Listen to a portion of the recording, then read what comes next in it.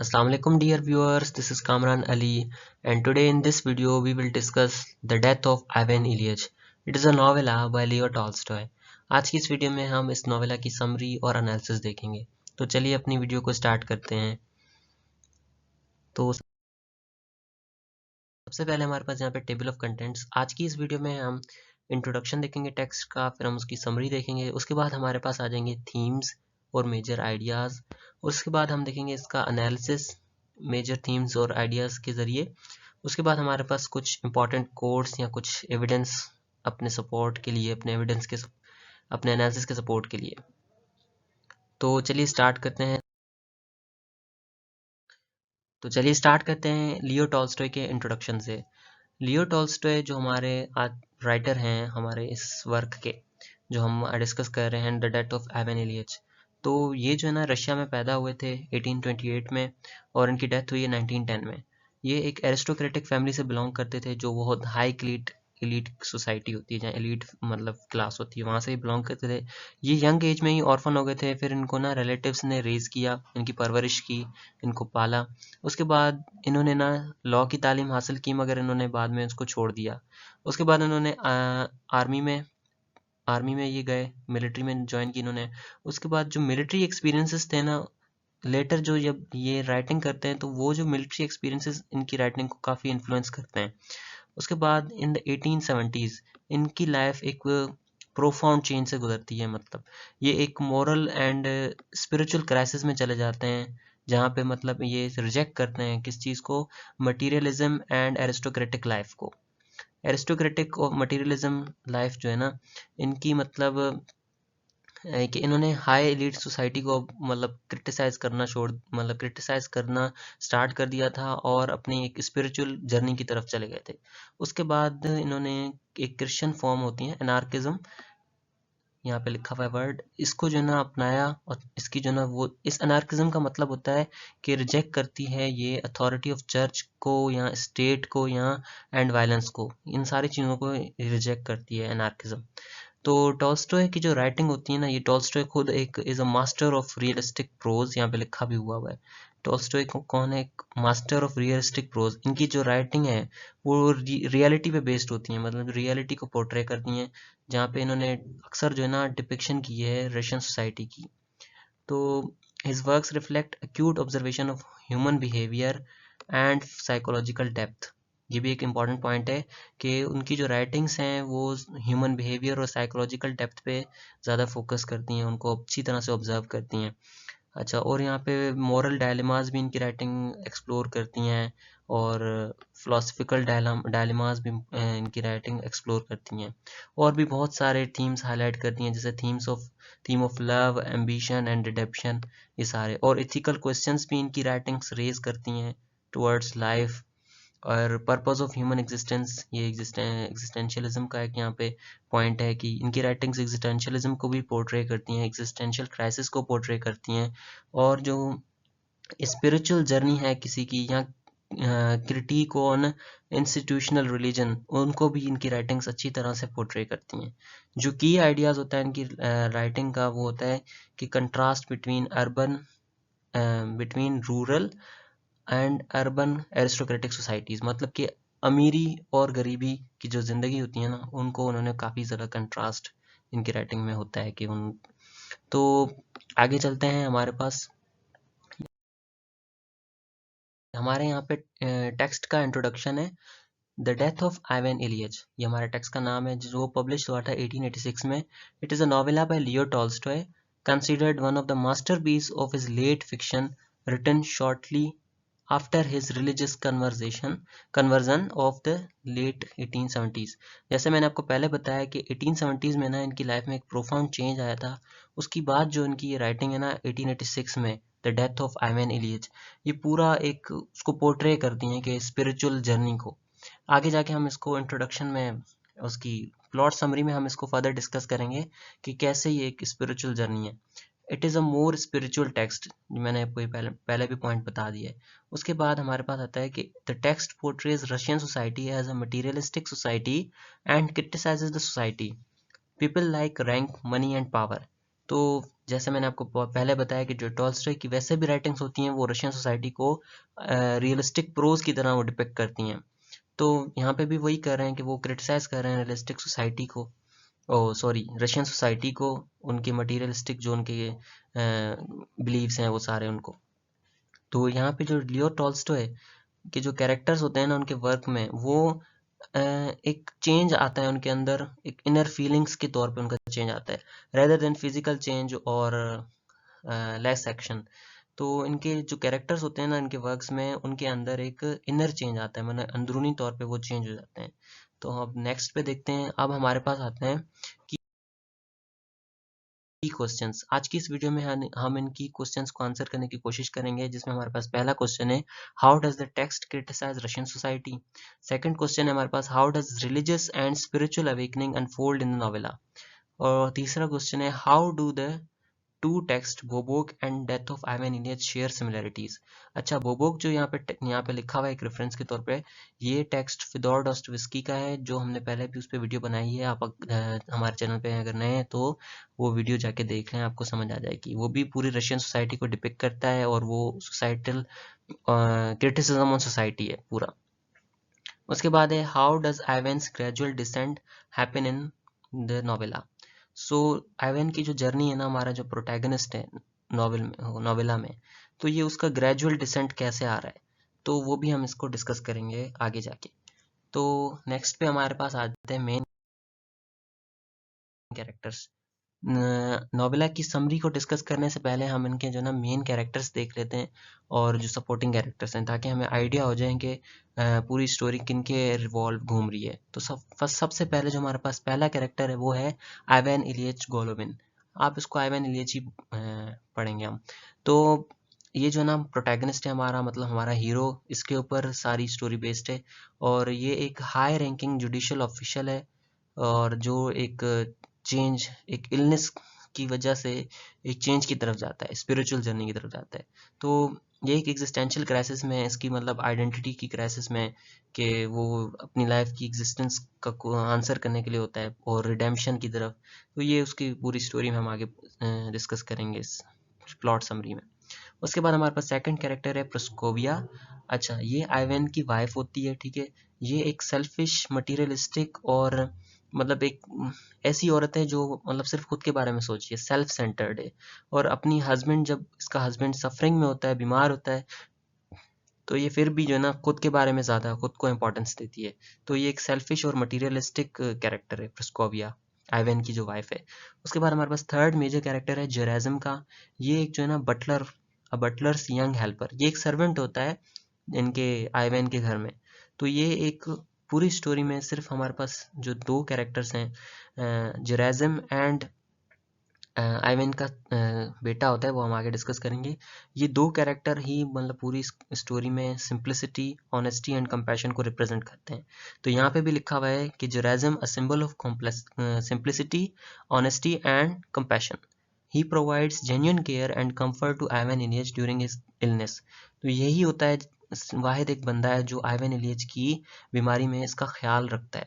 उसके बाद हमारे पास फोर्थ कैरेक्टर है पाइथ्रोन, पाइथोर एवेनोविच। ये एक कुलीग है आइवन इलियच का, और ये उसकी फ्यूनरल को अटेंड करता है। और ये भी यहाँ पे लिखा हुआ है third point, his reaction epitomises the superficiality of Ivan social circle.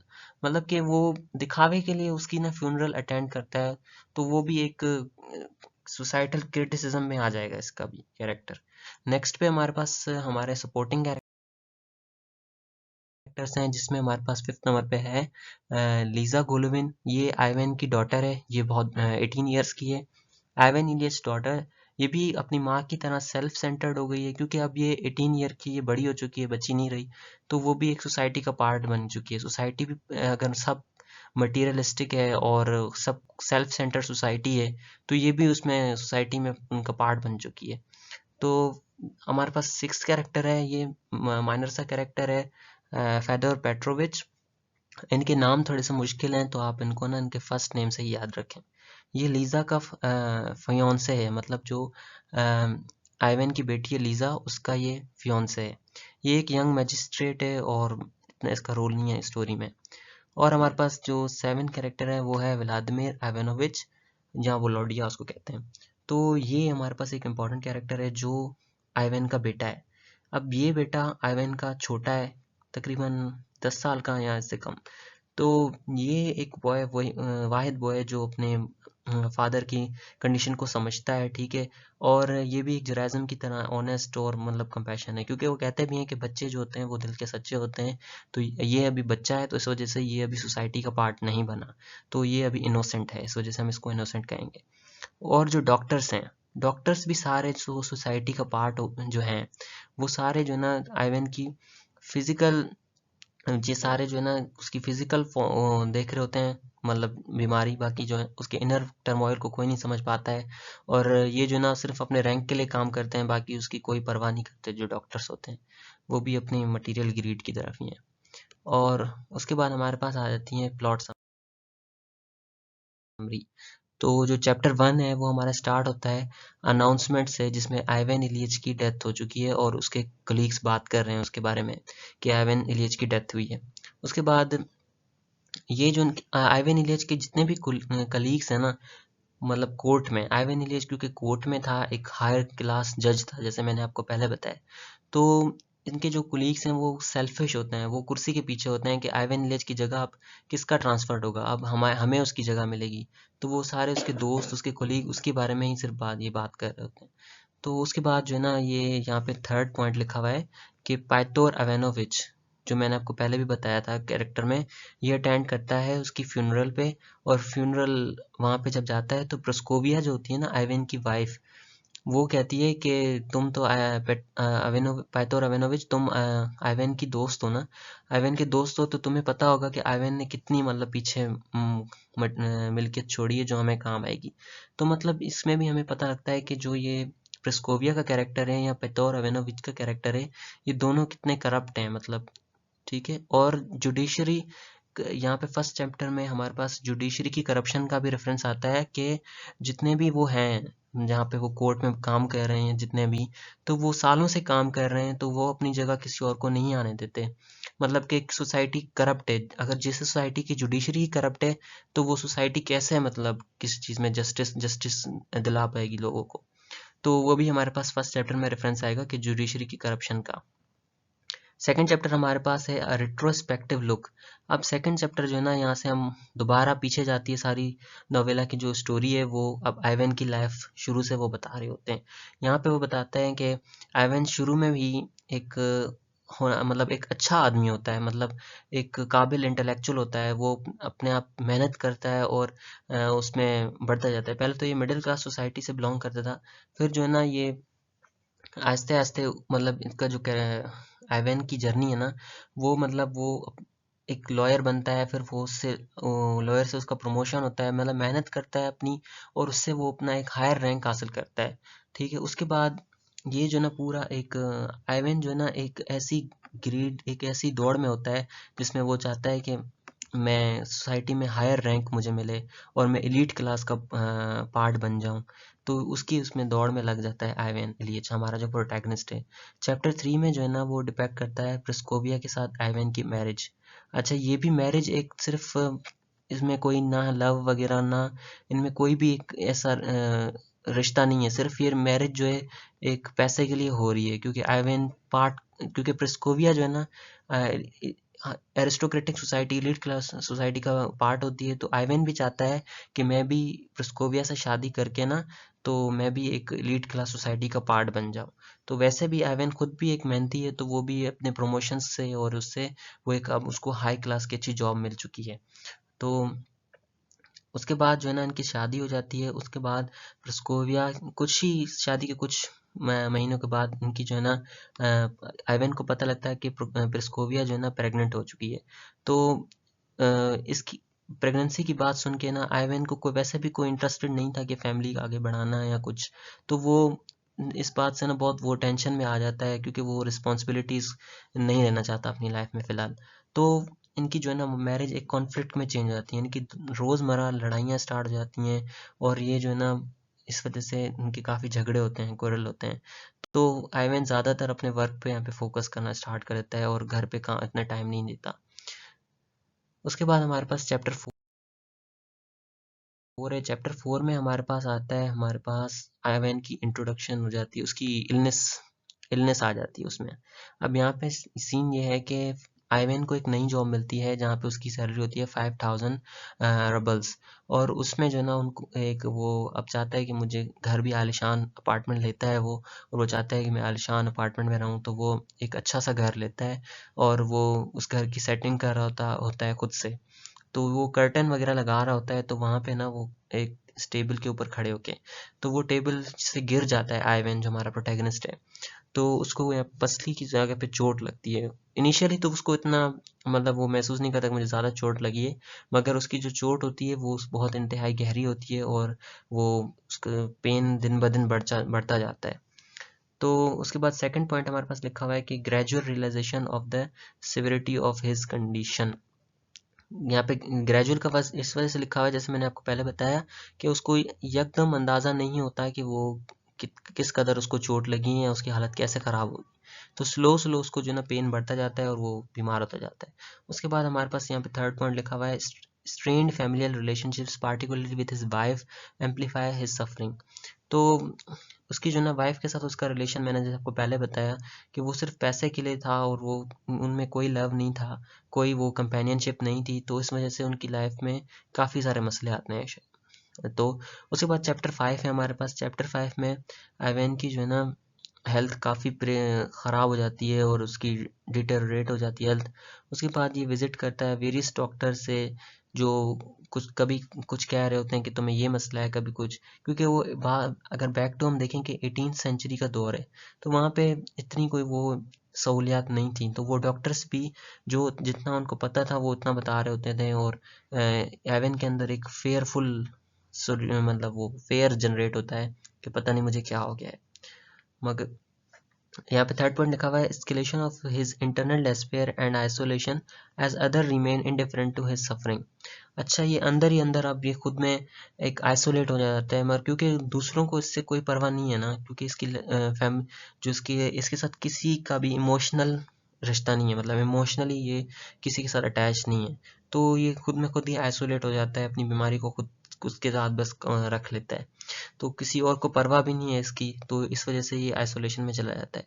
Chapter 6 यहाँ पे हमारे पास उसमें इंपॉर्टेंट चीज़ें हैं कि Ivan Ilyich become introspective, questioning his life meaning and choices. अब यहाँ पे ये होता है कि आइवैन इलियच की इतनी ज़्यादा तबीयत ख़राब हो जाती है कि वो क्वेश्चन करता है अपनी लाइफ को कि मैंने क्या किया, पूरी ज़िंदगी मैंने सिर्फ पैसे के पीछे गुजारी और इन सारी मटीरियलिस्टिक चीज़ों के पीछे गुजारी, मैंने क्या किया।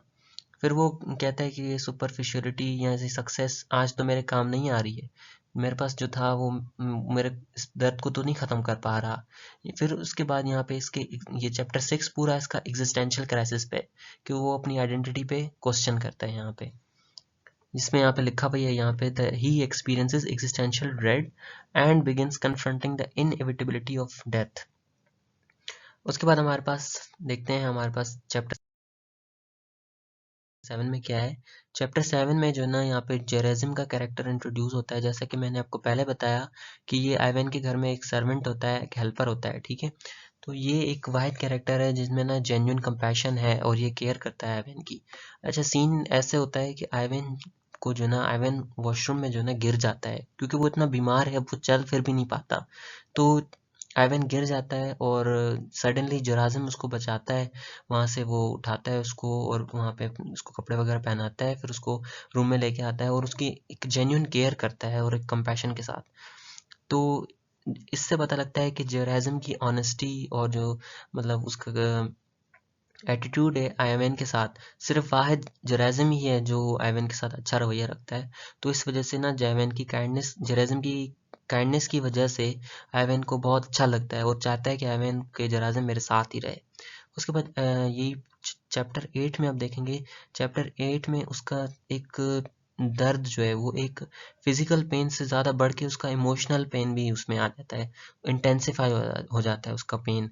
उसके बाद उसकी जो फैमिली है उसमें वो लेक ऑफ एम्पैथी आ जाती है, उसको फैमिली को उसको कोई परवाह नहीं है कि वो बीमार हो या कुछ ऐसे, बस उसको दिखावे के लिए उनसे पूछ रहे होते हैं उसकी तबीयत का, मगर उसको उनको कोई फ़र्क नहीं पड़ता।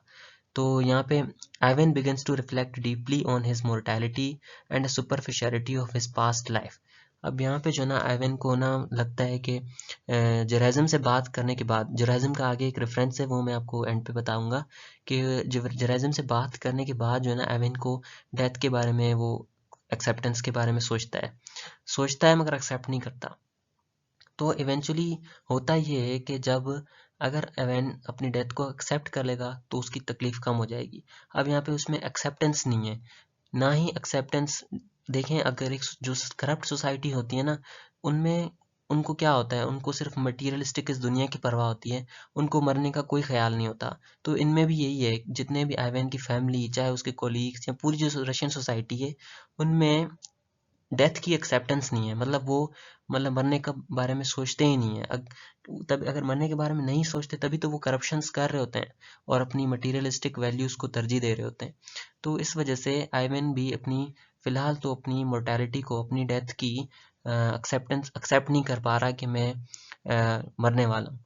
तो इसी वजह से उसका इनर टर्मोइल बढ़ता जा रहा है और उसका पेन बढ़ता जा रहा है। फिजिकली पेन तो उसको है मगर इमोशनल पेन उससे भी ज़्यादा है। तो चैप्टर 9 आइवैन का जो एक्सपीरियंसेस हैं, moments of Epiphany about life and death, ये ज़्यादा और इंटेंस हो जाता है। वो क्वेश्चन करता है अपनी लाइफ के बारे में, कि अपनी डेथ के बारे में। He begins to redemption and peace he begins to seek redemption and peace, realizing the importance of genuine human connection over societal success। अच्छा, यहाँ पे उसको थोड़ा थोड़ा एहसास हो जाता है चैप्टर 9 में कि जो दुनियावी ज़िंदगी है वो किसी काम की नहीं है। मतलब वो, उसमें मैंने क्या किया, कुछ भी तो नहीं किया। अगर मैं दुनिया में लोगों के साथ अच्छा बर्ताव रखता, अच्छा कनेक्शन रखता है, तभी वही मेरी सक्सेस थी। तो आगे जाके देखते हैं अब चैप्टर 10 में।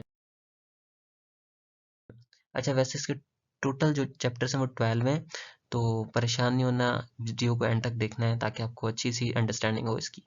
चैप्टर 10 में आइवन स्ट्रगल करता है इसकी जो रियलाइजेशन ऑफ डेथ इनएविटेबिलिटी, वो उसकी रियलाइजेशंस वगैरह के लिए वो सोचता रहता है। अभी तक उसने ना एक्सेप्ट नहीं किया। जिस वक्त ये डेथ को एक्सेप्ट करेगा उस वक्त इसका पेन ख़त्म हो जाएगा।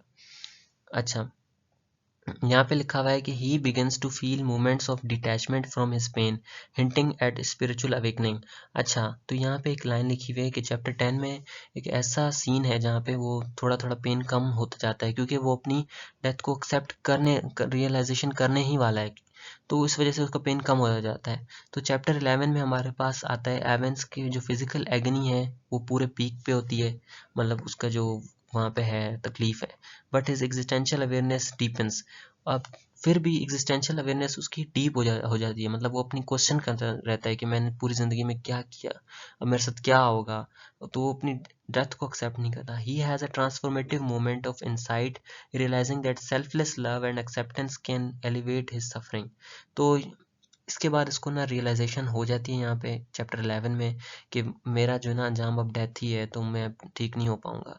तो इस जैसे वो इसको एक्सेप्ट करता है अपनी डेथ को, तो उसको उसका पेन ख़त्म हो जाता है। तो आगे जाके एक रेफरेंस भी है, मैं आपको वीडियो के एंड में बताऊंगा वो उसकी लाइंस पढ़ के कि वो कैसे वहाँ पे वो क्या कह रहा है। वो लाइंस बहुत अच्छी लाइंस हैं। तो चैप्टर 12 में फाइनली हमारे पास जो है ना वो अपनी मोर्टैलिटी को, अपनी डेथ को एक्सेप्ट करता है और उसके बाद उसकी जो है ना वो डेथ हो जाती है। तो वो पीस के साथ डेथ होती है उसकी, और उसके चेहरे में बहुत अच्छा नूर हो रहा होता है। तो फर्दर हम इसको अब देखेंगे इसके थीम्स